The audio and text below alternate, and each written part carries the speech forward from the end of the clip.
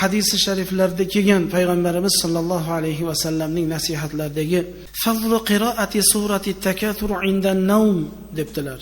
Alhaakumut takathur surasini uxlaydigan vaqtida o'qiydigan insonga beriladigan fazilat, savob. Qala Rasululloh sallallohu alayhi va sallam, ja'ani Jibril alayhi salam faqal bashir ummataka bi fadaili alhaakumut takathur.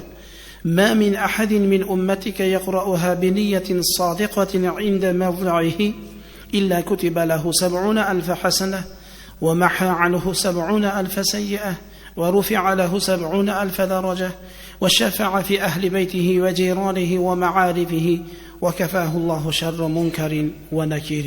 من حضورمga برادرم جبريل عليه السلام keldilar.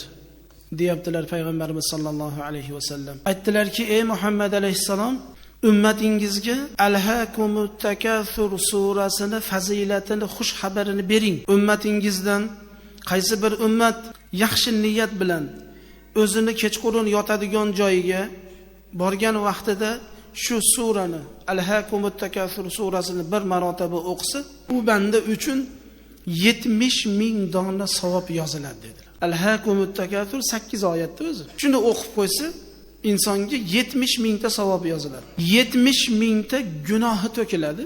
70,000 darajasi ko'tariladi. Xonadon ahlidan, oilasidan, qo'shnilaridan, yaqinlaridan, tanishlaridan u qiyomatda shafaat qiladi u odam.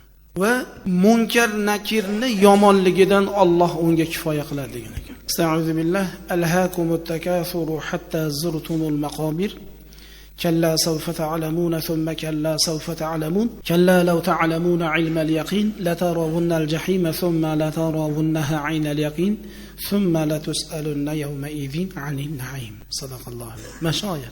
Qisqa fazilati shunaqa ekan. Vatandoshimiz faqih Abul Aziz Samarqandiy rahmatullohi alayh Bahrul Ulum tafsirida shu oyatda tafsirida aytibdilarki, agar har kuni odam shu surani bitta o'qib qo'yayotgan bo'lsa, Alloh jalla va ala qiyomat kuni bandasiga bergan ne'matlaridan hisob kitob qilib so'ramaydi debdilar.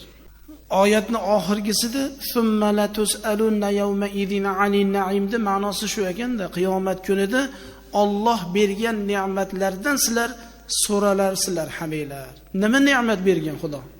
Boylik, ilm, yaxshilik, imkoniyat. Xudo shunaqa imkoniyatlarni bandasiga bergan bo'lsa, o'sha imkoniyatdan foydalanib Xudo aytgandek qila olmagan bo'lsa, Alhaakumut takathurni o'qib qo'yayotgan bo'lsa, Alloh u bandasidan shu ne'mat haqida so'ramaydi deganlar. Alloh o'zi oson va yengil qilsin hammamizga ham.